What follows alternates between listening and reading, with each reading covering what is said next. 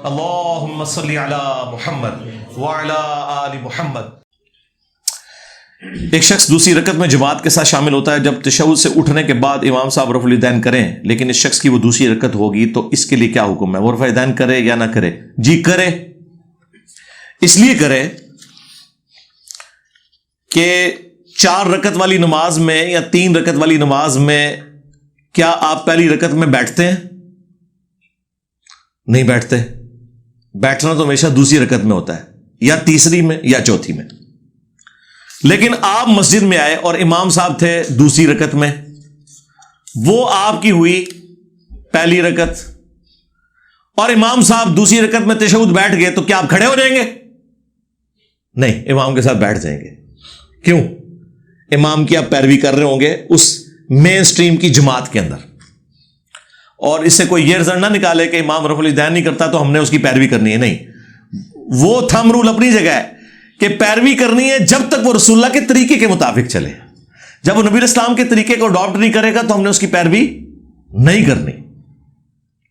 ورنہ کیا حنفی امام کعبہ کے پیچھے جا کے رفع الیدین شروع کر دیتے ہیں؟ انہوں نے حج ٹریننگ میں کبھی بتایا لوگوں کو کہ امام کعبہ رفع الیدین کرتا ہے تو تسی بھی جا کے رفع الیدین کرنا ہے؟ نہیں، الٹا پکا کر کے بھیجتے ہیں کہیں گمراہ نہ ہو کے آ جائیں۔ یہ پھکی ہے ان کے لیے۔ تو چونکہ وہ آپ کی پہلی رکعت ہے، آپ صرف اس وجہ سے بیٹھتے ہیں کہ آپ کا ٹیم لیڈر بیٹھا ہوا ہے یعنی امام۔ تو اب جب وہ 2 رکعتوں کے بعد اٹھے گا تو آپ رفع الیدین کریں، پھر اس وقت آپ اس سسٹم کا حصہ بن جائیں۔ آپ اس چیز کو چھوڑ دیں کہ آپ کی وہ دوسری رکعت ہے، آپ پھر امام کے ساتھ سارے معاملات لے کے چلیں۔ یہ اجتہادی مسئلہ ہے، اور میں اس اجتہاد کو اسی لیے سپورٹ کرتا ہوں کہ یہ فٹ ان بیٹھتا ہے اس پورے سسٹم کے اندر۔ البتہ بعض اہل حدیث علماء جو ہے وہ کہتے ہیں کہ نہیں، چونکہ وہ آپ کی دوسری آپ اس میں رفع الیدین نہ کریں تو پھر پوری تسی 4 رکعتاں صحابی لاؤ گے کہ کدے میں کرنا ہے تو کدے انہیں کرنا ہے، تماشا لگا کے رکھیں گے آپ۔ تو اس لیے اس تماشے سے بچیں آپ۔ حق مہر کے بارے میں آگاہ فرما دیں، نیز نکاح کن چیزوں سے باطل ہو جاتا ہے؟ حق مہر، نبی الاسلام نے جو حق مہر مقرر کیا ہے وہ تو آج کل کا آپ سمجھ لیں تقریباً کوئی 20 سے 25 لاکھ بنتا ہے نبی الاسلام کی جو بیٹیوں کا اور امہات کا۔ سستا والا بھی ہے لیکن بہتری کی طرف جانا چاہیے۔ قرآن میں تو سورہ نساء میں آیا کہ اگر ڈھیروں ڈھیر سونا بھی دیا ہے نا حق مہر میں، تو اگر بیوی کو طلاق دو تو اس سے واپس نہ لو۔ تو حق مہر تو یعنی اتنا تو ہو کہ جسے ریزنیبل اماؤنٹ کہا جائے۔ یہاں تو لوگ جو ہے وہ 32 روپے 8 آنے کے اوپر بیٹھے ہوئے ہیں۔ تو میری اس کے اوپر ایک ویڈیو ریکارڈ ہے، حق مہر اور انجینئر محمد علی مرزا لکھیں تو وہ تفصیلی ویڈیو، اس میں نے احادیث بھی ڈسپلے کروائی ہوئی ہے۔ یہ جو دوسرا پورشن ہے کہ نکاح کن چیزوں سے باطل ہو جاتا ہے، نکاح اس چیز سے باطل نہیں ہوتا کہ جو اکثر آپ کے اندر ایک پبلک میں مشہور ہو گیا ہے کہ اگر کوئی غلط طریقے سے ازدواجی تعلق قائم کرے تو نکاح باطل ہو جائے گا۔ اس طریقے سے تو نہیں ہوتا، اگرچہ وہ حرام ہے لیکن اس سے نکاح باطل نہیں ہوگا۔ نکاح باطل ہوگا جب دونوں میں سے ایک کافر ہو جائے تو نکاح باطل ہو جائے گا، یہ مین شرط ہے۔ طلاق اور خلا تو ایک الگ چیز ہے نا، یعنی بیٹھے بٹھائے کون سا ایک عذاب پڑ جائے جس کی وجہ سے نکاح باطل ہو جائے، تو وہ ایک ہی چیز ہے کہ دونوں میں سے کوئی کلمات کفر بول دے۔ ایک مساہرت کا جو معاملہ انہوں نے حنفیوں نے مچایا ہوا ہے کہ اگر کوئی اپنی ساس کو شہوت سے چھو لے یا کوئی سسر جو ہے وہ اپنی بہو کو چھو لے تو وہ طلاق ہو جائے گی، وہ تو بالکل غلط ہے۔ باطل اسی طریقے سے ہی ہوتا ہے جو ایک طریقہ ہے، اس پہ بھی میری الگ سے ویڈیوز ریکارڈ ہیں کہ دونوں میں سے ایک کوئی کافر ہو جائے، کلمات کفر بک دے، تو ظاہر ہے کہ وہ پھر رشتہ ٹوٹ جائے گا، آپ کو تجدید نکاح کروانی ہوگی۔ تجدید نکاح کریں گے نئے حق مہر کے ساتھ گواہوں کی موجودگی میں، اور اس کے لیے کوئی پبلک سرمنی کرنے کی ضرورت نہیں ہے، وہ تو الٹا آپ کے لیے عذاب بن جائے گا۔ لوگ پھر پوچھیں گے کیا ہوا ہے، یہ نہ ہے کوئی عاشق رسول ہی پہنچ جائے۔ تو بس اگر آپ کے بیٹے جوان ہیں ان کو بٹھائیں، 2 گواہ بنے، دونوں میں سے ایک خطبہ پڑھے، اور اس طریقے اس کی کوئی لکھت پڑھت بھی کرنے کی ضرورت نہیں ہے، بس تجدید نکاح کر لیں کافی ہے۔ بعض اوقات کوئی کلمات کفر بول دیتا ہے نا، تو باقی تو ویسے فرقہ چینج کرنے سے بھی نکاح ٹوٹ جاتا ہے پاکستان میں۔ تو ایون یہاں پہ تو پولیٹیکل جماعتوں کا اتنا بڑا اختلاف ہے کہ میرا تو خیال ہے شادی سے پہلے ان چیزوں کا بھی خیال رکھنا چاہیے۔ یہ جو پبلک کے اندر عجیب و غریب قسم کی باتیں مشہور ہیں نا، وہ ساری بس ایم ہی سے لوگوں نے باتیں مشہور کر دی ہیں. کلمات کفر کوئی بول دیتا ہے نا، پھر سینسٹیو ایشو ہو جائے گا. بعض اوقات عورتیں، بعض اوقات مرد بول دیتے ہیں. ابن ماجہ میں ایک حدیث ہے، اپنے کف میں شادی کرو، یعنی اپنے ہم پلہ لوگوں میں، چاہے وہ خاندان کے اعتبار سے ہم پلہ ہوں، چاہے وہ سٹیٹس کے اعتبار سے ہوں، تعلیم کے اعتبار سے ہوں. نبی الاسلام نے اس چیز کو پریفر کیا. یعنی یہ تو عقلاً بھی محال ہے نا کہ ایک اعلیٰ خاندان کی خاتون کو آپ لا کے جھونپڑے میں رکھ لیں اور اسے آپ وہ حضرت علی اور فاطمہ کے واقعات سنانے شروع کر دیں. یہ تو نہیں ہوگا بھائی. اگر حضرت علی فقر کی زندگی گزار رہے تھے تو سیدہ فاطمہ بھی فقر کی زندگی گزار رہی تھی، تو دونوں کی آپس میں شادی اچھے طریقے سے نبھے گی. ایک بہت امیر اور غریب کا جو سٹیٹس ہے اس میں پھر لڑائی جھگڑے کے چانسز رہتے ہیں. نبی الاسلام کی اپنی مبارک زندگی میں زید ابن حارثہ اور سیدہ زینب کا رشتہ کیوں نہیں نبھا؟ وہ ہاشمیاں تھیں، وہ غلام زادے تھے، اس وجہ سے. تو نبی الاسلام بھی کوشش کر کے اس شادی کو بچا نہیں سکے. تو قرآن میں آیا کہ نبی الاسلام سمجھاتے تھے کہ اس کو اپنے عقل سے نہ نکالو، لیکن وہ حضرت زید ابن حارثہ کی عزت نہیں کرتی تھی ہاشمیہ ہونے کی وجہ سے. یعنی ایک قبائلی اس سسٹم سے تو لوگ باہر نہیں نکلے ہوئے تھے. تو آج تک یہ مسئلہ ہے. یہ بڑا ظلم ہے کہ آپ رائیوں کو لا کے تو گجروں میں بیاہ دیں، اور گجروں کو اٹھا کے آپ جو ہے وہ کہیں اور کشمیریوں میں جا کے بیاہ دیں. یہ پھر آتے نہیں ملتی جلتی اور لڑائی جھگڑے ہوتے ہیں. اور اب تو یہ ماشاءاللہ عمران خان صاحب کے آنے کے بعد جو یہ نون لیگ اور پی ٹی آئی کے جو اختلافات ہیں، یہ بھی کوئی آپ سمجھیں کہ سنی شیعہ اختلاف سے کوئی کام نہیں ہے. ہاں، تو اس چیز کا بھی خیال رکھ لیا کریں کہ بجائے بعد میں ایک دوسرے کے ساتھ لڑتے رہیں. اللہ یہ کہ کسی کا سافٹ ویئر اس حوالے سے اپڈیٹ ہو کہ وہ اس پالیٹکس کو پالیٹکس رکھے، اسے مذہب نہ بنائے. مسئلہ ہوتا ہے جب آپ اسے مذہب بنا کے کوشش کرتے ہیں نا، وہ پھر ایک کلٹ بن جاتا ہے. آپ کے جو پولیٹیکل لیڈرز ہیں ان کو آپ پولیٹیکل لیڈر رہنے دیں، مذہب کا ان سے کوئی دور دور تک تعلق نہیں ہے. یہ کلمہ گو مسلمان ہے. باقی ان کے جو کرتوت ہیں وہ چھوڑ دیں. آپ جیڑا کٹو گے وہی لالچ ہے. ہاں، تو ہمیں تو بہت پہلے پتا تھا، اب تو سب کو پتا چل گیا کہ کون کیا ہے، تو چھوڑ دیں. اور جو آپ کو آگے ابو الوطنی کے درس دیتے تھے، ان کی ریٹائرمنٹ کے بعد بھی ان کے ساتھ آپ کے سامنے آ گئے.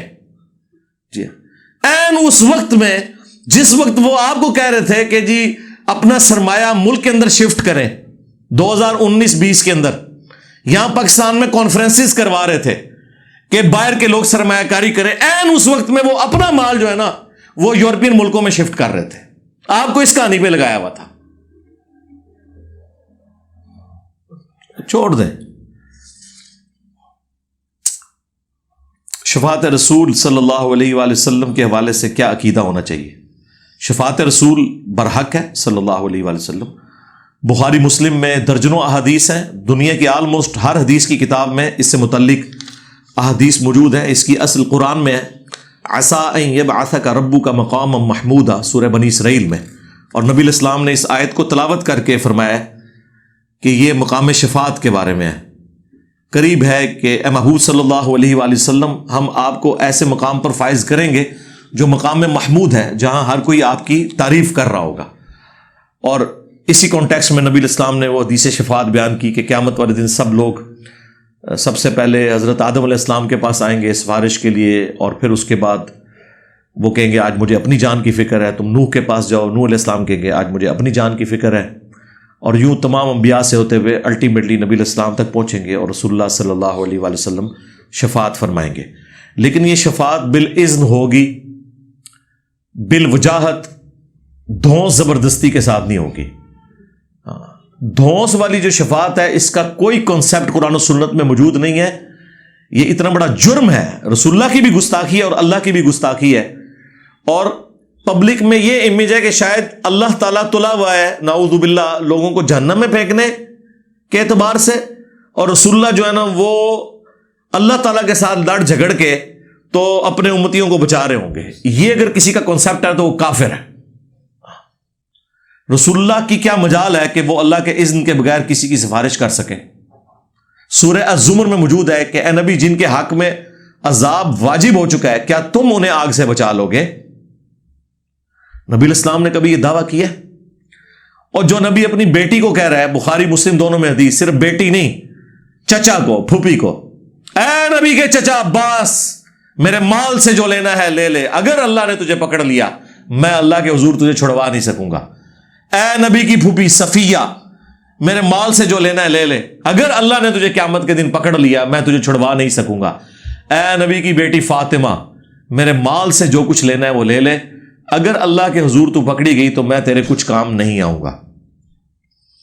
یہ سیدہ فاطمہ وہ ہیں جن کے بارے میں بخاری مسلم میں حدیث ہے کہ وہ جنتی عورتوں کی سردار ہے، باقی تو شاہی کوئی نہیں نا۔ ہاں، فاطمہ سا ہے ہی کوئی نہیں، تیری رابعہ بصریہ تے شاہی کوئی نہیں۔ کہنا جی رابعہ نے ایک ہاتھ آگ چکی سی کہ میں جنت کو آگ لگانے جا رہی ہوں، اور ایک ہاتھ میں انہوں نے پانی کا لوٹا اٹھایا ہوا تھا کہ میں جہنم کو بجھانے جا رہی ہوں، اور چھڑ دو بس وہی قسمت اتنی چنگی ہے کہ اس زمانے کو انجینئر نہیں سی ہے۔ ہاں نہیں تو جو کچھ ہوں ہو رہا ہے نا، یہ کچھ ادھر ہی ہونا سی، وہ تہاڈی ہیروئن نہیں سی ہونی۔ پھر مسلم ہسٹری کی یہ ہیروئن ہے رابعہ بصریہ، جیسے ہیرو ہے نا ان کے باقی بایزید بستامی، ذوالنون مصری، ابو الحسن خرقانی، جنید بغدادی، تو یہ ہیروئن بھی ہے ایک۔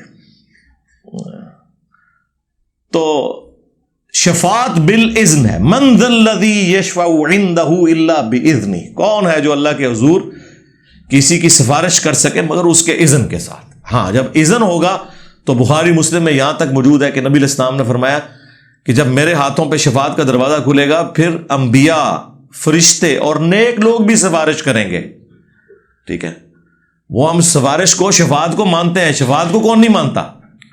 اور جو لوگ شفاعت کے منکر ہیں، جو منکرین حدیث ہیں، وہ کہتے ہیں یہ قرآن کے خلاف ہے۔ تو میں نے پورا مقدمہ اس کے اوپر ریکارڈ کروا دیا، آلموسٹ 40 منٹ کا، شفاعت رسول سے متعلق عقیدہ۔ اس میں میں نے بتایا کہ قرآن میں اس کی اصل موجود ہے، اور جن جن آیات کو اس حوالے سے پیش کیا جا سکتا تھا وہ میں نے پیش کیا، اور ان کا مقدمہ الٹا ہے۔ ان کا مقدمہ یہ ہے کہ یا جنت ہوگی یا جہنم ہوگی، تو یہ درمیان کی کیٹیگری کہاں سے آ گئی کہ ایک بندہ جہنم میں چلا گیا اور پھر اسے نکال لیا جائے گا؟ ٹھیک ہے، تو اس کی اصل وہ قرآن کی آیت ہے، ان اللہ لا یغفر ان یشرک بہ ویغفر ما دون ذلک لمن یشاء، اللہ شرک کو معاف نہیں کرے گا، اس کے علاوہ جتنے گناہ ہیں جس کے لیے چاہے گا معاف کر دے گا۔ تو اس کا مطلب ہے کہ اگر کوئی شخص مشرک نہ ہوا تو گناہگار ہونے کے باوجود اس کا چانس ہے کہ اللہ تعالیٰ اسے بخش دے گا۔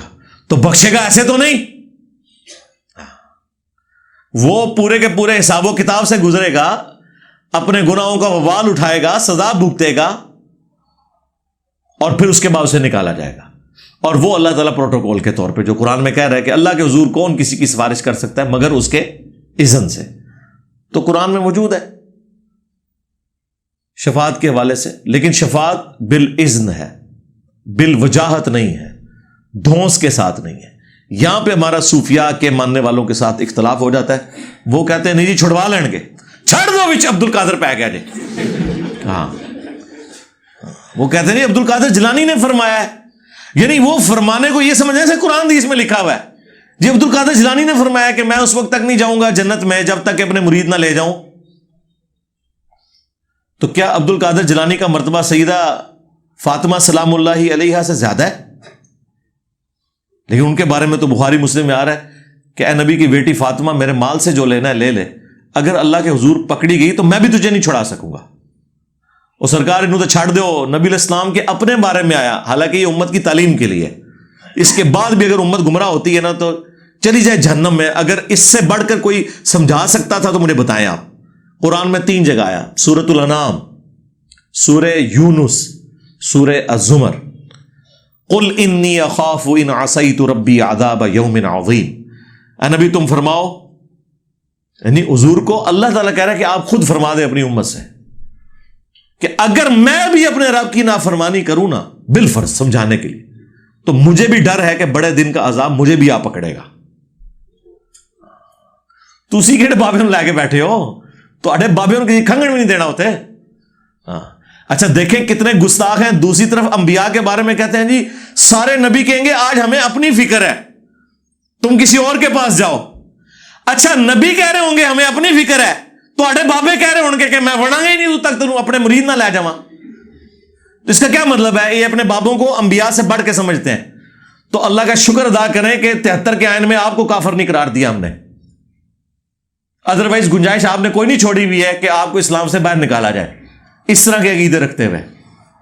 جب ایک بندہ غیر نبی کو انبیاء سے بڑھا دے، اس سے بڑی کیا گستاخی کسی پیغمبر کی ہو سکتی ہے؟ آپ مجھے بتائیں، جو اتنے گستاخ ہوں پیغمبروں کے، ان کے اوپر پھر اگر میری جیسی بلا اللہ تعالیٰ چھوڑ دے، جو ان کو گالیاں نہ دے، سورہ سور میں نے نہیں کبھی کسی کو کہا، صرف مہذب طریقے سے بتائے کہ مرنے سے پہلے اے مسلمان کر لے اس پہ غور، کتابوں کا خدا اور ہے، ان بابوں کا خدا اور ہے. تو اس سے سافٹ بات ہو سکتی ہے کوئی؟ پاسبل ہی نہیں. اللہ تعالیٰ کی صفات کے بارے میں کیا عقیدہ ہونا چاہیے؟ بھائی توحید کے بارے میں جو اجمالاً عقائد ہیں نا قرآن میں آ گئے ہیں، بس بنیادی عقیدہ ایاک نعبد و ایاک نستعین. باقی جو اللہ تعالیٰ کی صفات ہیں اس کے حوالے سے ہمیں تفصیلات نہیں بتائی گئی ہیں. اگر قرآن میں ذکر آیا نا اللہ کا ہاتھ، تو یہ جیسا کہ اس کی شان کے لائق ہے. لیس کمثلہ شیء، اس پہ میری ایک ویڈیو آپ دیکھ لیں، استوا علی العرش، اللہ تعالیٰ کا عرش پہ ہونا، اس میں میں نے تفصیل کے ساتھ اس کے بارے میں بیان کیا. عام مسلمان کا عقیدہ وہی ہے، قل هو اللہ احد اللہ الصمد لم یلد ولم یولد ولم یکن لہ کفوا احد. یہ ٹچ سٹون آف تھیالوجی ہے، یہ توحید کا ٹچ سٹون ہے، کسوٹی ہے کہ ہم اس اللہ کو اپنا پروردگار مانتے ہیں جو یکتا ہے، بے نیاز ہے، سب اس پہ ڈیپینڈنٹ ہے، وہ انڈیپینڈنٹ ہے. نہ اس سے کوئی نکلا، نہ وہ کسی سے نکلا، نہ کسی کا باپ ہے، نہ کسی کا بیٹا، اور اس کے ٹکر کا کوئی نہیں ہے. بس یہی. باقی جو صوفیان نے اپنی کہانیاں وحدت الوجود، وحدت الشہود، اور باقی جو اسماء و صفات کے جو مسئلے انہوں نے کھڑے کیے، کچھ سلفیوں نے کھڑے کیے، چھڑ دو. اے مسئلے تو صحابہ کے درمیان نہیں ڈسکس ہوئے. بعد میں جب یہ معتزلہ حکمران بنے، مامون الرشید، اور اس کے زمانے کے اندر فلاسفہ کی کتابیں ترجمہ ہوئیں عربی زبان کے اندر، تو پھر یہ ساری کہانیاں شروع ہوئیں. پہلے یہ نہیں تھی. شیعہ کا نماز جنازہ پڑھنا جائز ہے یا نہیں؟ جی، شیعہ ہو سنی ہو دونوں کا نماز جنازہ پڑھیں، کیوں نہ پڑھیں. جن کو ہم مسلمان سمجھتے ہیں ان کا نماز جنازہ پڑھا جائے گا. اسلامی حکومت میں خلیفہ کی بیعت توڑ سکتے ہیں؟ اگر خلیفہ کفر بوا کرے تو پھر بیعت توڑی جائے گی. اگر وہ فسق کا شکار ہوتا ہے، گناہ کرتا ہے، اس کی بنیاد پہ بیعت نہیں توڑی جا سکتی. واضح اعلانیہ کفر کرے نا، پھر بیعت توڑی جائے گی. تو اگر اس سے کوئی گناہ کا کام ہوتا ہے، خلاف شرع کام، تو اس کی پھر اصلاح کی کوشش کی جائے گی، اور اس کے خلاف کوئی جتھا نہیں اس طریقے سے اکٹھا کیا جائے گا. یہی فرق ہے. آپ دیکھ رہے ہیں حضرت حسین ابن علی علیہ السلام نے حضرت معاویہ کے دور میں ایز سچ کوئی ریولوشن برپا نہیں کی ہے، کیونکہ حضرت معاویہ رضی اللہ تعالیٰ عنہ اپنی تمام تر کمزوریوں کے باوجود ان میں کوئی کفریہ بات نہیں پائی جاتی تھی. یعنی ان کا جو اسلام تھا وہ لوگوں کے اوپر عیاں تھا. لیکن جب یزید حکمران بنا تو اس نے کئی ایک ایسے اعمال اختیار کیے جو یعنی ایک روٹین سے بہت زیادہ ڈیویٹ کرنے والے تھے. اور سب سے پہلے تو اس کی حکومت لیجیٹمائز نہیں تھی، 200 زبردستی کے ساتھ اسے مسلط کیا گیا تھا. اس پہ میری کئی ایک ویڈیوز ریکارڈ ہے. غوث ولی، ابدال، اوتار، کلندر وغیرہ ان سب کے بارے میں بتائیں. کیا دساں ان کے بارے میں اگر کٹھا بتاؤں تو شاہی کوئی نہیں. اے پہ ہے جی سب کہانیاں. یہ کہنا کہ میں عاشق رسول کیسا ہے، یہ لفظ بے ادبی کے زمرے میں آتا ہے. جیسا کہ میں بیوی کا عاشق ہوں تو بیوی معشوق ہوگی. آپ پلیز وضاحت کرتے ہیں. یار یہ جذباتی جملہ ہے. یہ اہل حدیثوں نے لوگوں کو خام خواہ الفاظ کی جنگ کے اندر الجھایا ہوا ہے. عشق رسول میں یا عشق خداوندی میں کبھی بھی شہوت کا اندیشہ کسی مسلمان کے دماغ میں نہیں آتا. جب کسی زبان کے اندر کوئی لفظ مستعمل ہو جائے نا تو آپ اس لفظ کو استعمال کر سکتے ہیں، اس میں کوئی شرعی گرفت نہیں ہے. اب دیکھیں جماعت المسلمین والے وہ کہتے ہیں نماز جو ہے یہ فارسی زبان کا لفظ ہے، وہ نماز کا لفظ بھی نہیں استعمال کرتے. حالانکہ نماز لفظ کو اتنی مقبولیت ملی ہے کہ جو گورے ہیں نا وہ بھی پریئر کے لیے نماز کا لفظ استعمال کرتے ہیں، صلات بھی استعمال کرتے ہیں، لیکن نماز کا لفظ بولا جاتا ہے. پوری دنیا میں. تو یہ الفاظ کی جنگ ہے صرف, اس کے علاوہ کچھ نہیں ہے. اللہ کے لیے خدا گاڈ بول دینا کوئی اس سے فرق نہیں پڑتا. یہ جو آپ مثال بیان کر رہے ہیں نا, اس طریقے سے اگر مثالیں بیان کی جائیں نا تو بہت بڑا ہنگامہ کھڑا ہو جائے گا. اب اللہ تعالیٰ الرؤوف الرحیم ہے, نبی علیہ السلام کے لیے آیا بالمؤمنین رؤوف الرحیم. اب الفاظ تو ایک جیسے استعمال ہوئے میں, لیکن ہم فرق کرتے ہیں, وہ دی رؤوف دی رحیم, اور نبی علیہ السلام سمپل رؤوف اور رحیم, لیکن الفاظ تو وہی ہیں. وَهُوَ الْعَلِيُّ الْعَظِيمُ, اللہ کا نام ہے علی, لیکن العلی ہے, اور مولا علی کا نام بھی علی ہے. الفاظ تو ایک جیسے ہیں, معنی بھی ایک جیسا ہے, لیکن دی علی اور سمپل علی. تو یہ جو الفاظ مستعمل اس حوالے سے ہوتے ہیں, ان کے اوپر کوئی شرعی گرفت نہیں ہوتی. عشق رسول لفظ بولنے میں کوئی حرج نہیں ہے. آپ کا دل نہیں مانتا, آپ محبت رسول بول لیں, ٹھیک ہے. اور کوئی لفظ آپ نے ڈیوائز کرنا ہے وہ آپ کر لیں, گستاخی کا فتویٰ اس کے اوپر نہیں لگے گا. میں آن لائن کرنسی ایکسچینج کا کام کرتا ہوں, جس میں ڈالر خرید کے آگے 1 یا 2 روپے کے منافع پر بیچتا ہوں. کیا یہ جائز ہے؟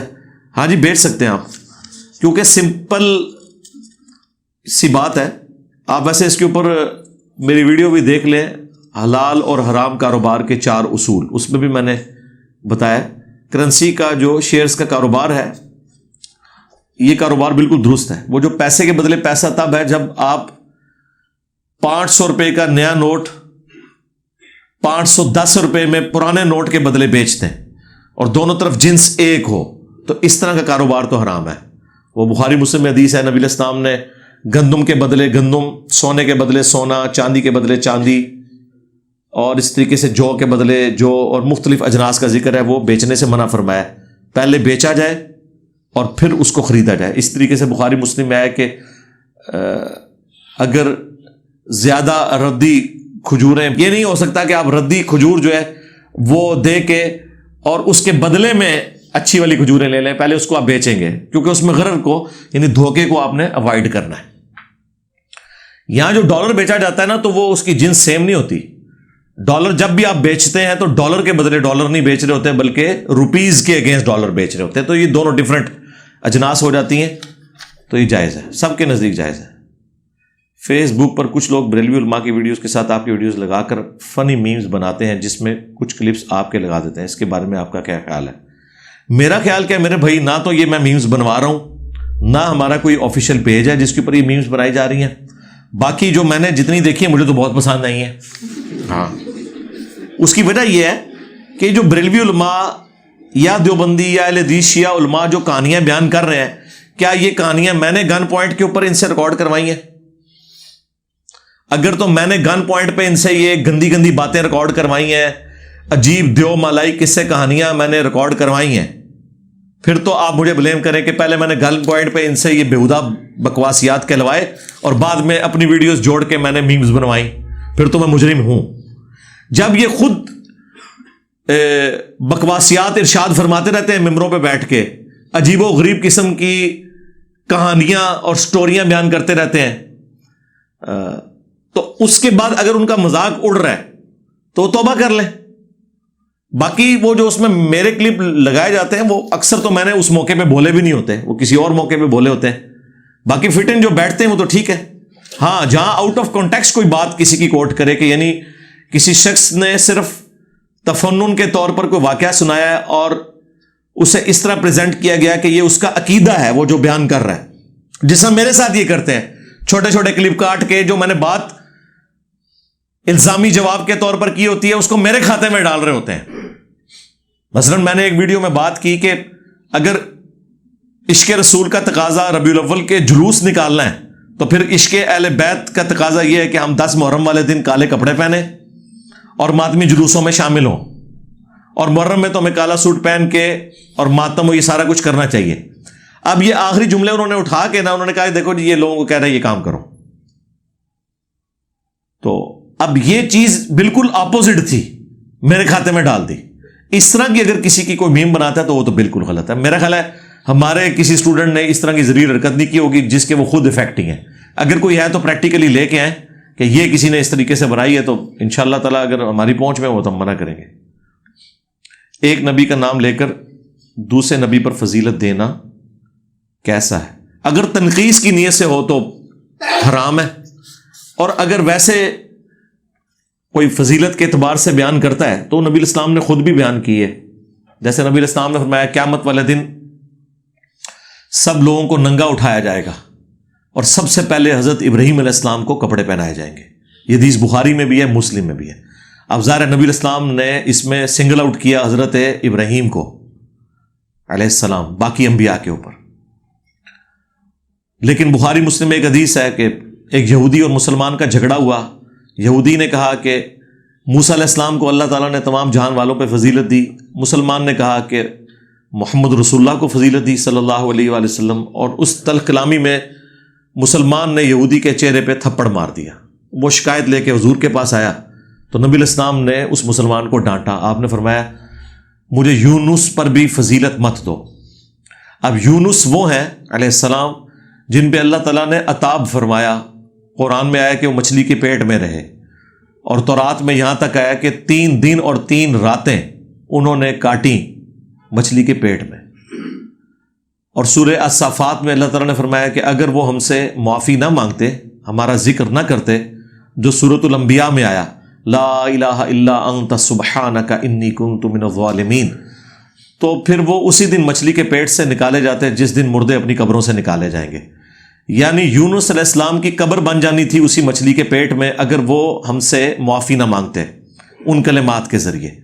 جس پیغمبر پہ اللہ کا اتنا غصہ ہو کیونکہ وہ اللہ تعالیٰ کی وحی کا انتظار کیے بغیر اپنی قوم کو چھوڑ کے چلے گئے تھے، اور رسول اللہ فرما رہے ہیں کہ مجھے اس سے بھی بہتر مت کو.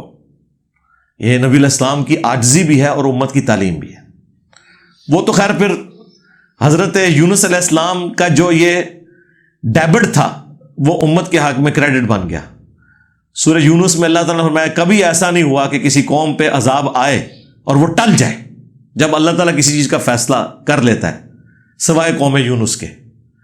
ان پہ عذاب کے اثار آ بھی گئے تھے، اس کے باوجود وہ اس وقت گڑ گڑائے. اس وقت تو سارے گڑ گاتے ہیں، سورۃ الاعراف میں ہے کہ جب عذاب آتا ہے سارے گڑ گڑاتے ہیں. لیکن اللہ تعالیٰ نے قوم یونس کی آہوزاری اس وقت سن لی، اور اس کی برکت دیکھیں وہ سارے مسلمان ہو گئے. 1 لاکھ سے زیادہ تھے، قرآن میں ہے 1 لاکھ سے زیادہ، اور سارے مسلمان ہو گئے. اور صرف اس وجہ سے انہیں یہ کریڈٹ ملا کہ ان کے پیغمبر نے وحی کا انتظار کیے بغیر اس علاقے کو چھوڑ دیا تھا کہ اچھا اب ان پہ تو عذاب آئے گا، میں تو جا رہا ہوں. وہ پھر جس کشتی میں سوار ہوئے وہ سمندری طوفان میں پھنس گئی، اور وہاں پہ ٹریڈیشن تھی کہ سمندری طوفان میں اس وقت کشتی پھنستی ہے کہ جب کوئی ایسا اس میں مسافر بیٹھا ہو جو اپنے مالک کی اجازت کے بغیر نکلا ہو. تو قرآن اندازی کی گئی، پہلی دفعہ قرآن اندازی کی تو حضرت یونس علیہ السلام کا نام نکل آیا. اب یونس علیہ السلام تو ظاہر ایک خاندانی طور پہ بھی اونچے خاندان سے تعلق رکھتے تھے، رسپیکٹ بھی تھی. لوگوں نے کہا نہیں دوبارہ قرآن ڈالتے ہیں، یہ تو ہو ہی نہیں سکتے. ٹھیک ہے، یہ تو خود اتنے اعلیٰ خاندان سے ہیں، یہ کون سے کسی کے غلام ہیں. دوسری بار تیسری بار یہ پوری تفصیلات آپ کو اسرائیلی روایتوں میں ملتی ہیں. 3 دفعہ اور اشارتاً قرآن میں بھی ذکر ہے اس چیز کا. انہوں نے پھر حضرت یونس علیہ السلام نے کہا ٹھیک ہے مجھے پھر سمندر میں ڈال دو، میں تو اپنے مالک کی اجازت کے بغیر ہی نکلا ہوں. ان کو سمجھ آ گئی کہ کام ڈل گیا میرے ساتھ، اور پھر ایک بڑی مچھلی نے ان کو نگل لیا. 3 دن 3 رات تک انہوں نے اس اندھیرے میں اللہ تعالیٰ سے کلمات، وہ اس امت کو اس میں اعظم ہی مل گیا قرآن کی برکت سے، لا الہ الا انت سبحانک انی کنت من الظالمین. اس سے بہتر کوئی استغفار نہیں ہے. جامعہ ترمذی میں حدیث ہے کوئی شخص بھی یونس علیہ السلام کی دعا کے ذریعے اللہ کی طرف متوجہ ہو، اللہ تعالیٰ اسے کبھی محروم نہیں لوٹاتا.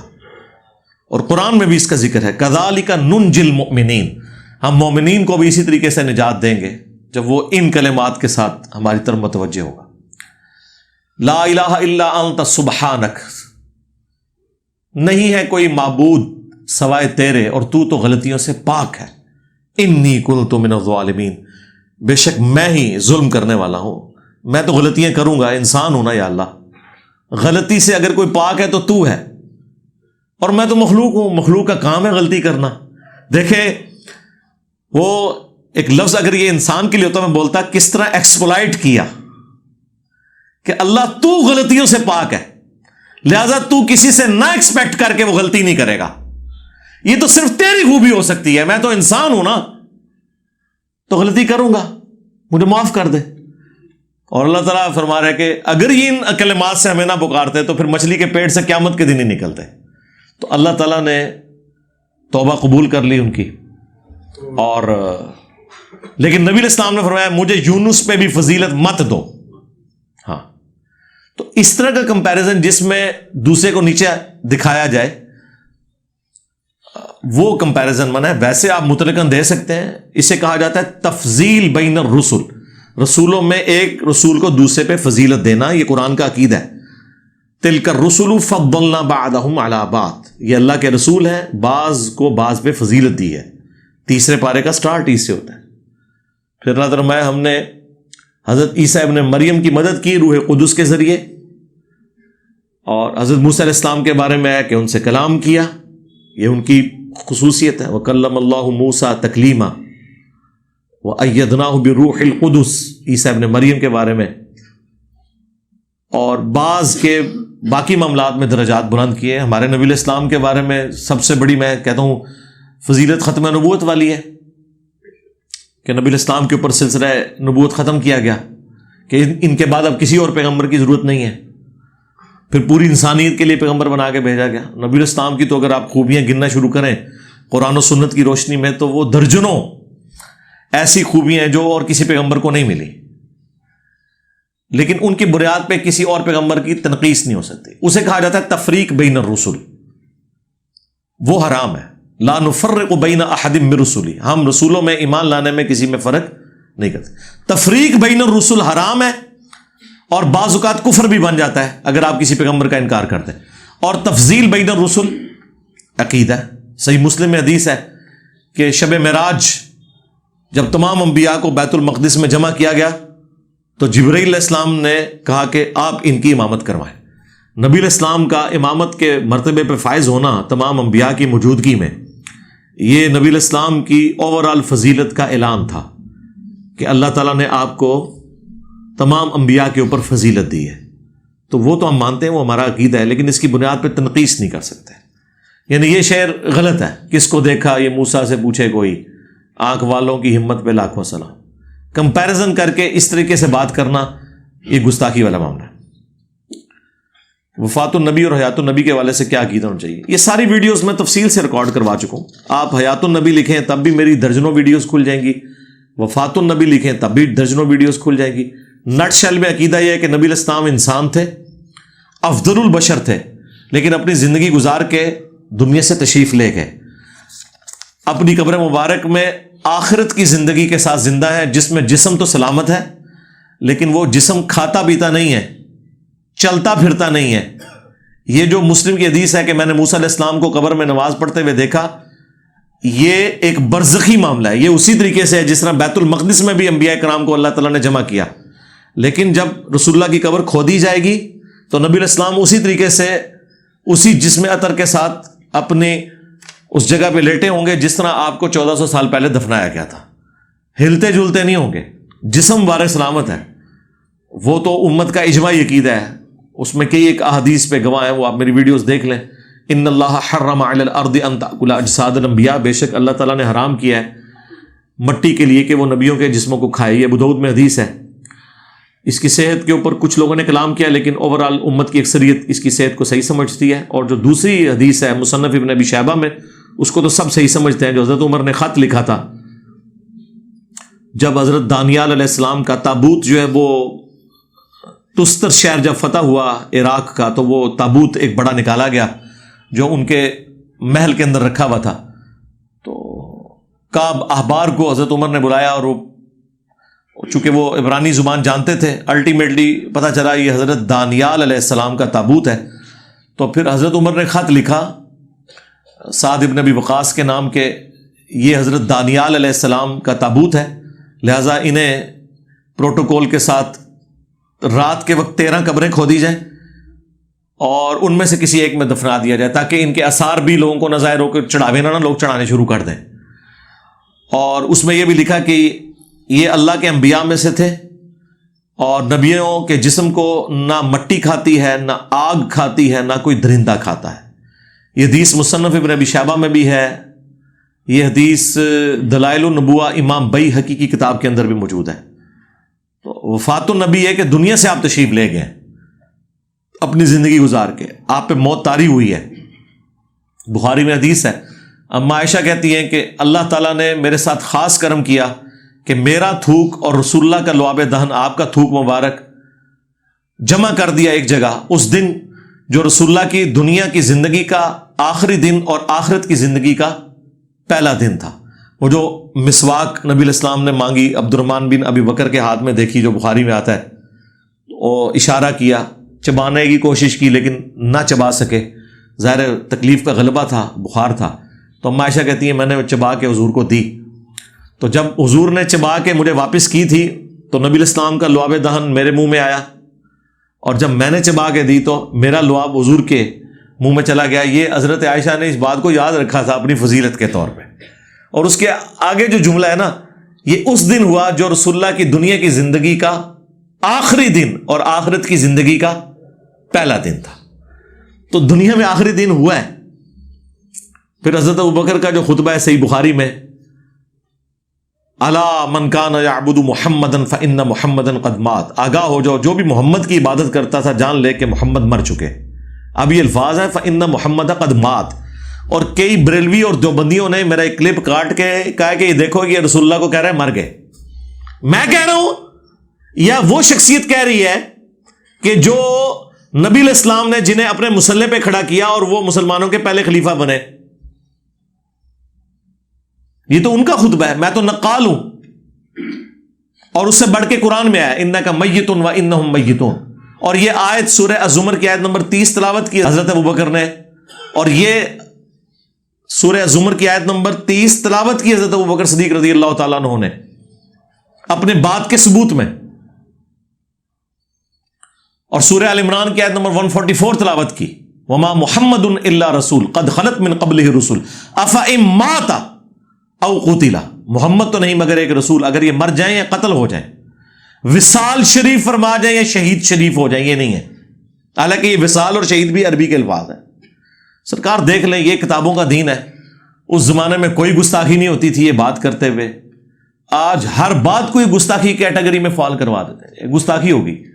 اور وہ لوگ جن کو قرآن و سنت کی الف بے نہیں پتا، وہ اپنے ذوق میں چیزوں کو گستاخی ڈکلیئر کرتے ہیں، پھر فتوے سناتے ہیں۔ انہیں یہ پتہ ہی نہیں کہ یہ بات اسی طریقے سے لکھی ہوئی ہے قرآن و سنت میں، گستاخی نہیں، یہ تو بنیادی عقیدہ ہے۔ Some people use خاک soil of Medina as a medicine. Is any significance of this؟ اس طرح کی تو کوئی سگنیفیکینس نہیں ہے، ہم نے بھی صرف سنی ہوا ہے، لیکن یہ بات ضرور ہے کہ بخاری مسلم میں ہے کہ نبی علیہ السلام جب سفر سے واپس آتے اور مدینہ شریف آپ کو نظر آتا تو آپ علیہ السلام اپنی سواری کو تیز کر دیتے تھے مدینہ کے شوق میں۔ اور پھر بخاری مسلم میں یہ بھی آیا کہ نبی علیہ السلام نے کہا یہ احد پہاڑ ہے، یہ ہم سے محبت کرتا ہے، ہم اس سے محبت کرتے ہیں۔ اور مدینہ شریف کے لیے حضور کی بڑی دعائیں ہیں، بخاری مسلم میں پورے چیپٹر ہیں فضائل مدینہ پہ۔ اے اللہ مدینہ کی محبت ہمارے دل میں مکے کی طرح بلکہ اس سے بھی بڑھ کے کر دے۔ اے اللہ مدینہ کے مد میں، اس کے سا میں، یہ میجرمنٹ کے انسٹرومنٹس ہیں جس طرح کلو گرام اور لیٹرز ہیں، برکت عطا فرما۔ اور پھر مسلم شریف میں تو 50 سے زیادہ حدیث ہیں، نبی علیہ السلام نے کہا کہ اللہ تعالیٰ اسے نمک کی طرح گھول دے گا جو اہل مدینہ کے اوپر ظلم کرے گا۔ اور دیکھیں نا پھر کس طرح یزید کی حکومت ختم ہوئی ہے واقعہ ہررا کے بعد۔ بخاری مسلم کی حدیث ہے جو مدینہ میں بدعت کو جاری کرے اس پہ اللہ کی لعنت، اللہ کے فرشتوں کی لعنت، تمام لعنت کرنے والوں کی لعنت، اور قیامت کے دن نہ اللہ تعالیٰ اس کا کوئی فرض قبول کرے گا نہ کوئی نفل قبول کرے گا جس نے مدینہ میں بدعت کو جاری کیا۔ پھر بخاری مسلم میں یہ بھی حدیث ہے، اے اللہ ابراہیم علیہ السلام نے مکے کو حرم بنایا تھا اور میں مدینے کو حرم بناتا ہوں۔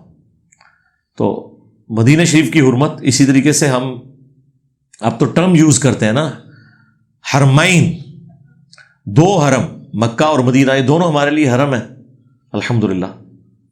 لیکن یہ جو مٹی لے کے آتے ہیں، قبر مبارک کی مٹی کو لے آتا ہے یا مدینہ شریف کی مٹی، تو ان سے صرف یہ پوچھیں کہ یہ مدینہ شریف کی مٹی جسے آپ اتنا محبت کر رہے ہو، بلکہ آپ تو کہتے ہو ہم مدینے کے کتے ہیں، کاش ہم مدینے کے کتے ہوتے. یار کتے سے زیادہ درجہ تو مسجد نبوی کے امام کا ہے، اس کے پیچھے تم لوگ نماز نہیں پڑھتے ہو. کتے سے پیار ہے مدینے کی گلیوں سے، کانٹوں سے، سوائے مسجد نبوی کے امام کہ جو کہ مصلی رسول پہ کھڑا ہوا ہے، اس لیے کہ وہ نجدی ہے. یعنی وہ کتے سے بدتر ہے ان کے نزدیک. یہ ذہن میں رکھیں، سیدھا سا یہی رزلٹ نکلتا ہے. یہ آپ کو دین پڑھایا جا رہا ہے.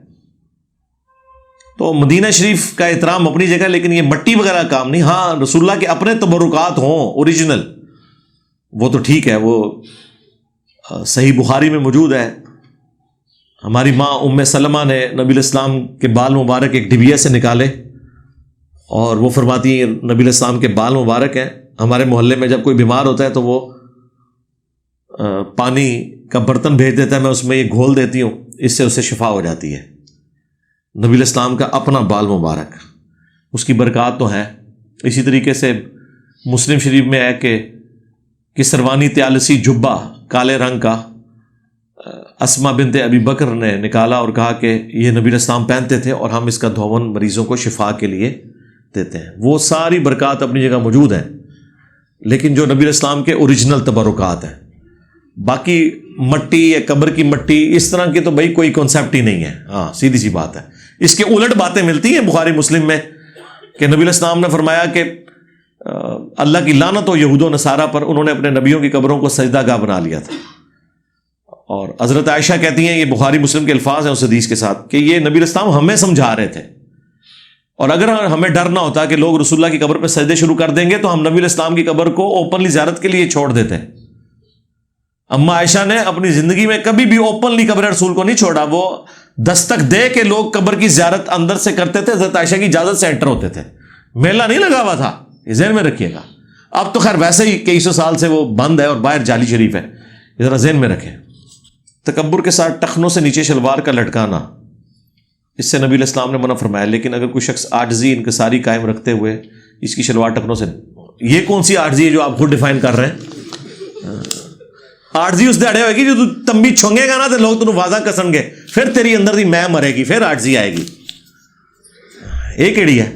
آدھی پنڈلی تک کرنا اور لوگ تنوں وابی دی واضح لان اندر مارن تیرا، پھر پتہ لگے گا کہ اندر مریا کہ نہیں. میں تو طریقہ دسنا نا، یہ تو قیامت تک عاجزی کرتے رہو گے اندر میں نہیں مرنی. میں اس دن مرنی جو تم لوگ گالاں کڈن گے.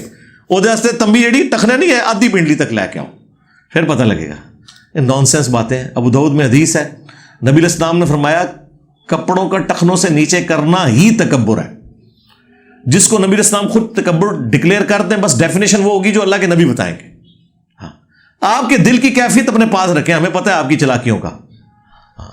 اگر آپ کو میں مارنے کا شوق ہی ہے نا تو جناب ہم آپ کو اور بڑے طریقے بتاتے ہیں. سنت پہ چل کے بھی آپ اپنی میں مروا سکتے ہیں.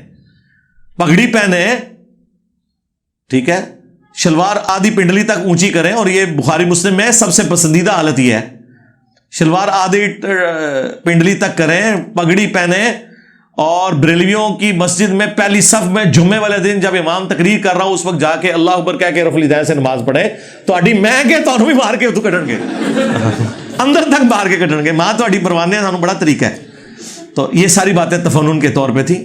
ٹخنوں کا جو معاملہ ہے اس میں تفصیلی ویڈیو ریکارڈ کروا چکا ہوں. آپ کے اس وسوسے کا جواب میں نے اس میں دیا ہوا ہے، ٹھیک ہے نا، سارے وساوس کا جواب دیا ہوا ہے. ایک روایت میں ذکر ملتا ہے کہ نوحہ کرنے سے میت کو عذاب ملتا ہے، جبکہ قرآن یہ کہتا ہے کہ کوئی کسی کا بوجھ نہیں اٹھائے گا. بالکل قرآن والی بات ہی درست ہے. وہ اجتہادی غلطی ہے حضرت عمر کی اور عبداللہ بن عمر کی. بخاری مسلم میں آتا ہے اما عائشہ نے یہ آیت کوٹ کی تھی، لا تزر وازرۃ وزر اخری، اور انہوں نے کہا کہ عبداللہ بن عمر پہ اللہ رحم فرمائے. انہوں نے اس حدیث کا رزلٹ کیسے نکال دیا؟ پھر حضرت عائشہ نے تعویل کی، نبی الاسلام کی بات کی کہ نبی الاسلام نے یہ فرمایا تھا کہ لوگ تو اس کے اوپر نوحہ کر رہے ہیں اور اس کو عذاب دیا جا رہا ہے اللہ کے حضور، یعنی وہ کفر کی موت مرا ہے، تو ان کے رونے سے اسے فائدہ کوئی نہیں ہونا، اسے تو عذاب ہو رہا ہے، نہ کہ ان کے رونے کی وجہ سے ہو رہا ہے. ٹھیک ہے، تو یہ باقاعدہ میری ایک ویڈیو ہے سیدہ عائشہ سے متعلق 5 عقائد، وہ آپ ویڈیو دیکھیں. اس میں نے اس ٹاپک کو بھی ایڈریس کیا ہے کہ سیدہ عائشہ سلام اللہ علیہا قرآن سے ڈائریکٹ اپنے عقائد اخذ کرتی تھی. اور اس میں وہ سینئر صحابہ بھی جو تھے ان کی غلطیوں کو بھی ہائی لائٹ کرتی تھی. حضرت عمر کی غلطی کو انہوں نے ہائی لائٹ کیا کہ یہ ان کو تعویل کی غلطی لگی ہے. سوال یہ ہے کہ اکثر جب آپ اللہ کے نیک بندوں سے منسوب کردہ جھوٹی کہانیوں کے بارے میں بیان کرتے ہیں تو اس کی درستگی میں آپ اکثر ان نیک بندوں کو سخت باتیں بولتے ہیں. مثلا مریم کے جیسا ہے ہی کوئی نہیں، تیری رابعہ بصریہ تے شاہی کوئی نہیں. یہ اللہ کا نیک بندہ جو ہے وہ مریم تو ہے، یہ رابعہ بصریہ کس آیت اور حدیث میں نیک بندی شمار ہوئی ہے؟ ذرا مجھے آیت حدیث بتا دیں. یہ تو آپ نے ان کو ڈکلیئر کیا نا. ہمارے نزدیک تو ان لوگوں کے عقائد قرآن و سنت کے بالکل منافی تھے، بالکل جاہل و جڑ تھے، دین کے ساتھ ان کا کوئی لینا دینا نہیں. وہ دین تصوف کے اوپر تھے، اور دین تصوف جو ہے یہ مسٹسزم ایک علیحدہ سے مذہب کی برانچ ہے جو یہود و نصارہ میں بھی پائی جاتی ہے، ہندوؤں میں بھی صوفی ہوتے ہیں، مسلمانوں کے ہاں بھی صوفیاء موجود ہیں. ان کا اسلام سے کوئی لینا دینا نہیں. ہاں یہ مسلم صوفی ہیں، جیسے ہندو صوفی، عیسائی صوفی، رہبان راہب جو کہا جاتا تھا، یہودی صوفی، اس طرح مسلمانوں کی صوفیاں ہیں. یہ اللہ کے نیک بندے کہاں سے ہو گئے؟ شکر کریں کہ ہم انہیں مسلمان مان رہے ہیں. آپ نیک بندوں کی بات کر رہے ہیں، ہم تو ان کی جو تعلیمات ہیں ان کی روشنی میں تو ان کو نیک بندہ مانتے ہی نہیں ہے. اب آپ اگر یہ کہتے ہیں کہ یہ کہانیاں جھوٹی ان کی طرف منسوب ہیں تو وہ بندہ خود ہی پھر جھوٹا ہے نا، جب اس کا کوئی تعارف ہی نہیں ہے. یعنی میں آپ کو پرانے کسی بابے کے بارے میں کہوں کہ یہ اس کی طرف جو بات منسوب ہے یہ بھی غلط، یہ بھی غلط، آپ کہیں نہیں یہ اس کی ہے ہی نہیں ہے، پھر صحیح کیا ہوتے دسو؟ وہ بھی کوئی نہیں. اسی لیے میں نے کہا تھا if there is no کشف المحجوب there is no علی بن عثمان حجویری. ہاں، کیونکہ ان لوگوں کا تعارف یہی کتابیں ہیں اور ان کے ماننے والے ہیں. اگر آپ یہ کہ یہ تو اسی طریقے سے ہے کہ کوئی شخص 8 سے 1000 سال بعد کہ جی غلام احمد قادیانی دجال کی طرف لوگوں نے جھوٹ منسوب کر دیا ہے، پھر آپ کیا کریں گے؟ تو بھائی جو کچھ اس کے بارے میں ملتا ہے اس کی بنیاد پہ جج کیا جائے گا نا. ہاں، انبیاء کرام کے بارے میں جو کچھ جھوٹ مشہور ہوا تو ان کے دفاع کے اوپر قرآن کھڑا ہے. 8.2 ارب کرسچنز حضرت عیسیٰ علیہ السلام کے بارے میں اگر کفر یا شرکی عقیدہ رکھے ہوئے ہیں تو ہم عیسیٰ ابن مریم کا دفاع اس لیے کر رہے ہیں کہ قرآن کھڑا ہے ان کے دفاع میں. قرآن سے ہمیں پتا چل گیا کہ ان کی طرف جھوٹ منسوب ہے. آپ لوگوں کے جو بابے ہیں کھڑے کردہ ان کے بارے میں کوئی قرآن و سنت میں موجود نہیں، الٹا ان کی جو تعلیمات ہیں وہ کفریہ، شرکیہ اور گستاخانہ ہے. تو ہم ان کو کیسے بزرگ مان لیں؟ ہم تو سرے سے ان کو بزرگ ماننے کے لیے تیار ہی نہیں ہے. اور یہ طرح امتیاز ہے اس پلیٹ فارم کا. یعنی اگر آپ یہ کہنا کہ سب سے بڑے 2 کارنامے جو اس پلیٹ فارم سے ہوئے ہیں نا وہ یہی ہیں کہ ہم نے آپ کو یہ بتایا ہے کہ پرانے جن بابوں کی بنیاد پہ آپ قرآن و سنت کا انکار کر رہے ہیں وہ خود فراڈ تھے. ابھی تک لوگ اہل حدیث حضرات تھوڑے سے توحید بیان کرتے تھے تو کہتے تھے نہیں وہ خود ٹھیک تھے، پیچھے والے خراب ہوئے. تو اس کا فائدہ ہمیشہ اٹھایا ان لوگوں نے. انہوں نے کہا کہ اچھا وہ ٹھیک تھے تو وہ تو کتاب میں یہ عقیدے بتا رہے ہیں، تم لوگ تو یہ کہہ رہے ہو. اب کسی کی جرت نہیں کہ بتایا وہ بھی فراڈی ہے سن. یہ ہم نے جرت کی ہے کہ لاؤ کوئی اچھی بات ان سے منسوب ہو، کوئی ایک اچھی بات لاؤ تو وہ جو کچھ آپ لائیں گے وہ تو ہر مسلمان کے اندر ہے. اگر آپ کہیں گے جی فلانے بابا جی کہتے سن اللہ ایک ہے، جی سرکار جو یہاں پہ جتنے ریڈی بان ہیں وہ بھی کہتے ہیں اللہ ایک ہے، اے کیوں نہیں ولی، او کیوں ولی پھر؟ ہاں لیکن اے جے ایڑا ریڈی بان ہے نا انہیں کہتے چشتی رسول اللہ نہیں جے پڑھایا لیکن اس بابے نے پڑھایا جے نہیں جی غلط منسوب ہے. اچھا جی صحیح منسوب کیا ہے وہ دس دو. جو کتاب لے کے آئیں گے نا 99% اس میں سب گند بلا لکھا ہوا ہوتا ہے.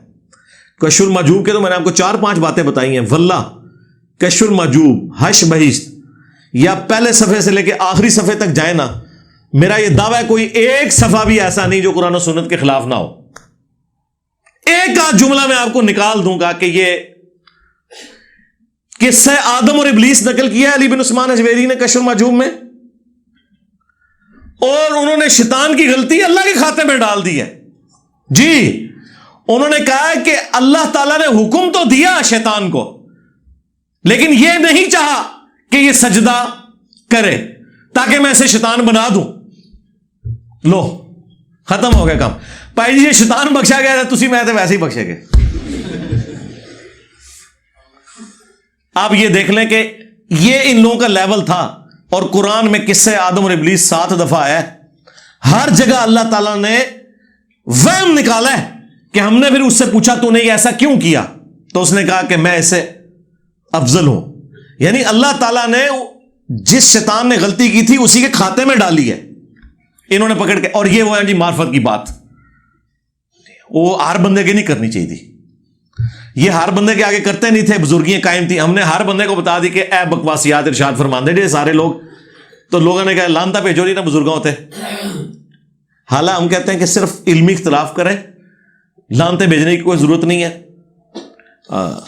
اگر وہ نیک ہیں, ہماری ان کی برائی بیان کرنے سے ان کو کوئی فرق نہیں پڑنا, اور اگر وہ بدکار ہیں میری تعریف کرنے سے کوئی فرق نہیں پڑنا. تو نیک بندے ہے ہی نہیں نا یار. یہ آپ کو کس نے کہہ دیا نیک بندے ہیں؟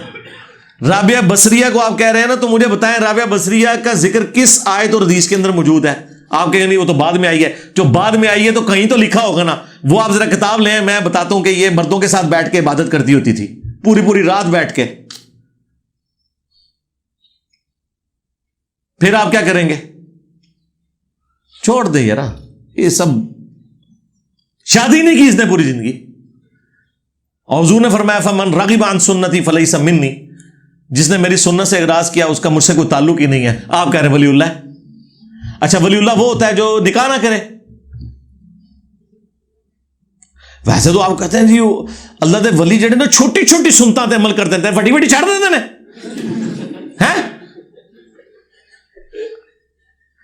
وڈی وڈی سنتاں چھڑ دیتے ہیں, چھوٹی چھوٹی تے عمل کرتے ہیں. پیلی چپلاں, مسواک لانا, وڈی سنتاں چھڑ دیتے ہیں. رفع الیدین سنت وڈی وہ چھڑ دیتی.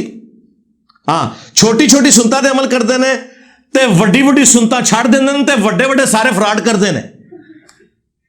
اس سے بڑا کوئی فراڈ ہو سکتا ہے کوئی اپنے نام کا کلمہ پڑھائے؟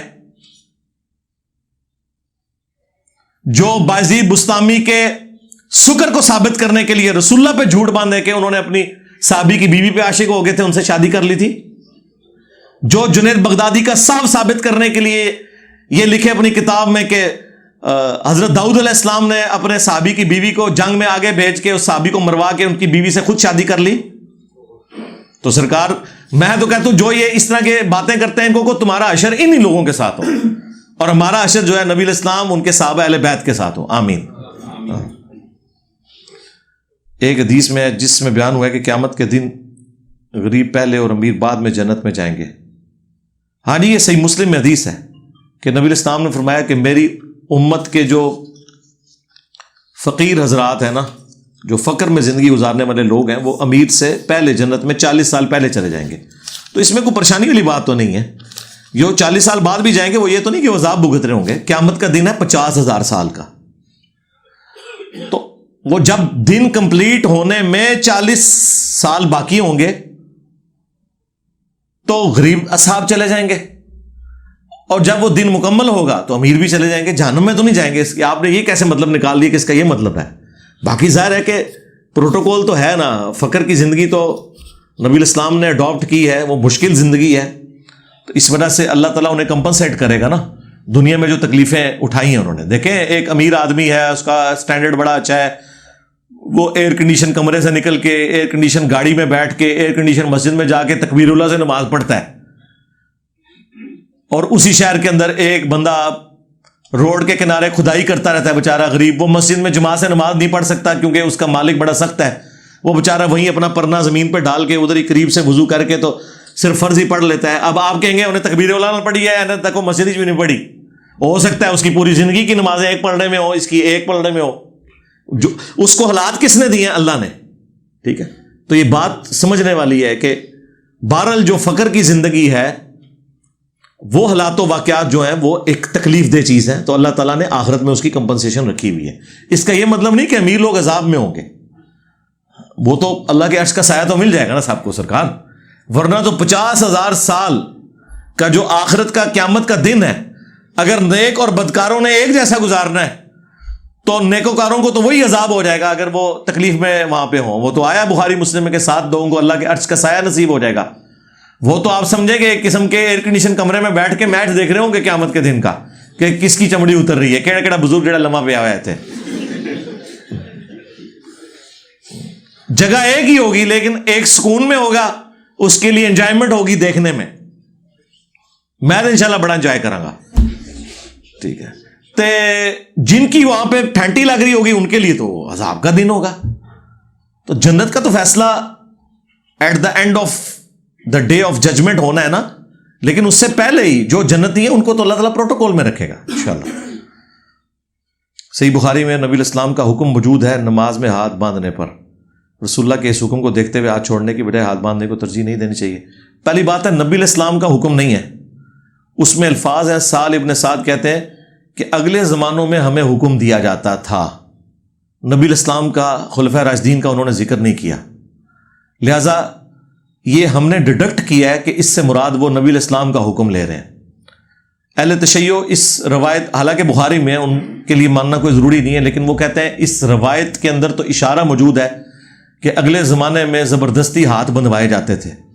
وہ کہتے ہیں یہ بنو امیہ کی طرف اشارہ ہے, اور یہ سال ابن سعد السعدی جو ہیں شیعان علی میں سے ہیں, وہ یہ کہنا چاہ رہے ہیں, ورنہ انہیں کیا آ رہا ہے یہ بات کہنے میں کہ رسول اللہ ہمیں حکم دیتے تھے کہ ہم اپنا دایاں ہاتھ بائیں ہاتھ میں رکھیں. یہ اتنا سادہ معاملہ نہیں ہے, بہت مشکلات ہیں اس میں. آپ میری ویڈیو دیکھ لیں, نماز ہاتھ باندھنا اور چھوڑنا. اور یہ جو بعض لوگوں کو وسوسہ آ جاتا ہے نا کہ جی یہ کیا ہوا, دو طریقے ہوئے, تو ایک طرف تو آپ کہتے ہیں طریقہ ایک ہے. سرکار جہاں نبی علیہ السلام سے دو طریقے ثابت ہوں گے وہاں مانیں گے. مثلا نبی علیہ السلام سے کانوں تک ہاتھ اٹھانا بھی ثابت ہے رفع الیدین کے لیے, اور کندھوں تک بھی. کبھی ہم نے کہا یہ دو طریقے ہیں تو ایک صحیح ہے دوسرا غلط ہے. یہ تو میں نے ایک اجتہاد کیا نا کہ ہتھیلیاں کندھوں کی سیدھ میں آ جائیں اور انگلیاں کانوں کی سیدھ میں, یہ ایک درمیان کا راستہ ہے. ادروائز حدیث میں تو واضح ہے مسلم شریف میں مالک بن حویرث کی کہ نبی علیہ السلام کانوں تک ہاتھ اٹھاتے تھے, یہاں تک. اور بخاری میں ہے کہ کندھوں تک اٹھاتے تھے, عبداللہ بن عمر کہتے ہیں. تو دونوں طریقے سنت ہے, یہ بھی سنت ہے یہ بھی سنت ہے.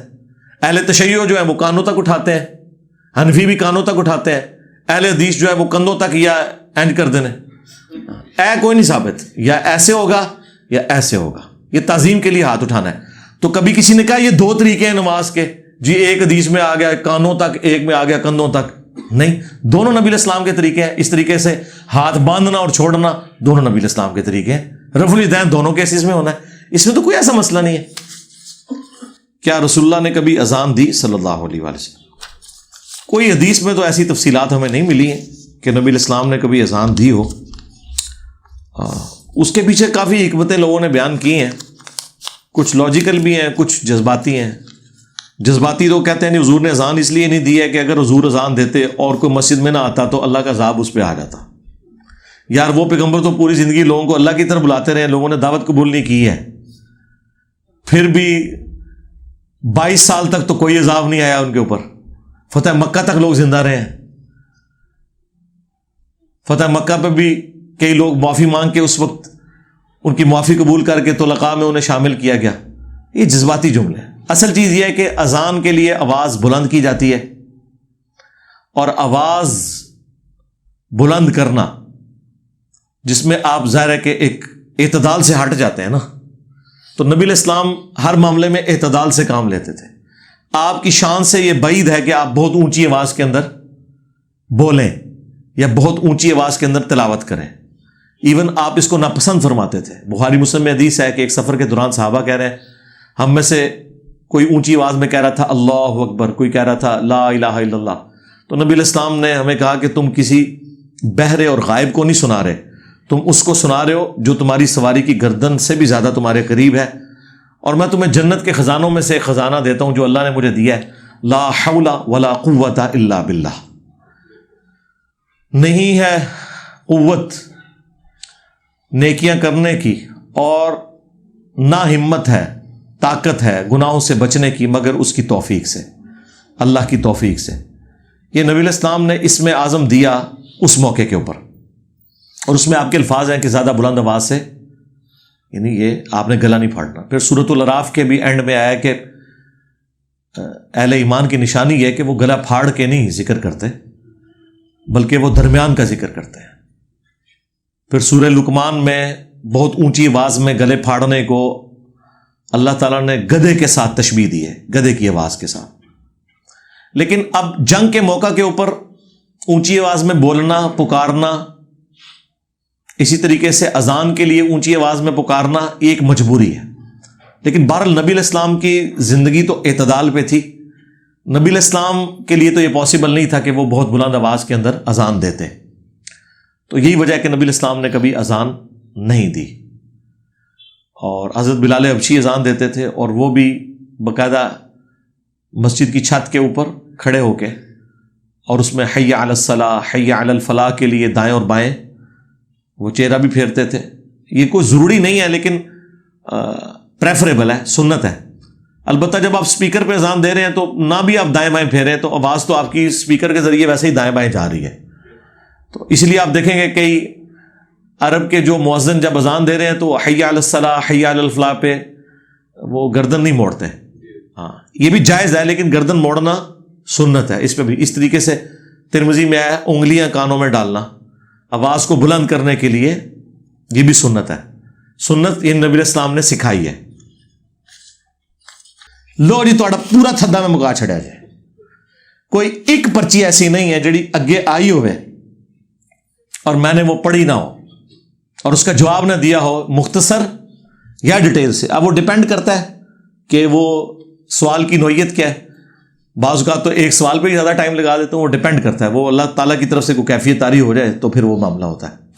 اللہم انی اسألک بانک انت اللہ لا الہ الا انت الاحد الصمد الذی لم یلد ولم یولد ولم یکن له کفوا احد والہکم الہ واحد لا الہ الا هو الرحمن الرحیم الف لام میم اللہ لا الہ الا هو الحی القیوم اللہم صلی علی محمد وعلی آل محمد رب ارحمہم کما ربیانی صغیرا ربنا هب لنا من ازواجنا وذرياتنا قرة اعین واجعلنا للمتقین اماما اللهم اغفر لحينا وميتنا وشاهدنا وغائبنا وصغيرنا وكبيرنا وذكرنا وانثانا اللهم من احييته منا فاحيه على الاسلام ومن توفيته منا فتوفه على الايمان. اے اللہ ہماری ہمارے ماں باپ کی ہمارے بیوی بچوں کی پوری امت کی مغفرت فرما. اے اللہ ہماری ہمارے ماں باپ کی ہمارے بیوی بچوں کی پوری امت کی تمام دینی دنیاوی جسمانی روحانی ظاہری باطنی پریشانیاں تکلیف مصیبتیں دکھ بیماریاں دشواریاں دور فرما. اور جن جن بھلائیوں کا سوال تیرے محبوب علیہ السلام نے تجھ سے کیا تمام کے حق میں قبول و منظور فرما. جن جن چیزوں کے شر سے تیرے محبوب علیہ السلام نے تیری پناہ طلب کی تمام مسلمانوں کو ان چیزوں کے شر سے اپنی پناہ عطا فرما. خصوص بالخصوص پاکستان میں جو سیلاب زدگان ہیں اے اللہ غیب سے ان کی مدد فرما. کشمیر میں، انڈیا میں، چائنا میں، فلسطین میں، افغانستان میں، یمن میں، عراق میں، شام میں، جہاں کہیں مسلمان تکلیف میں اے اللہ غیب سے ان کی عزت آبرو جان و مال کی حفاظت فرما. جتنے فوت ہو چکے ان کی مغفرت فرما. حاضرین میں سے جن کے چھوٹے بڑے رشتہ دار فوت ہو چکے ان کی مغفرت فرما. اے اللہ جو زندہ ہیں انہیں قبر و آخرت کی تیاری کرنے کی توفیق عطا فرما. جو بیمار ہیں انہیں شفا عطا فرما. ہمارے ملک پاکستان کی خیر فرما. پورے عالم اسلام کی خیر فرما. اندرونی اور بیرونی خطرات سے محفوظ فرما. سبحان ربک رب العزت عما یصفون وسلام علی المرسلین والحمد للہ رب العالمین وصلی اللہ علی النبی الکریم وعلی آلہ واصحابہ اجمعین الی یوم الدین.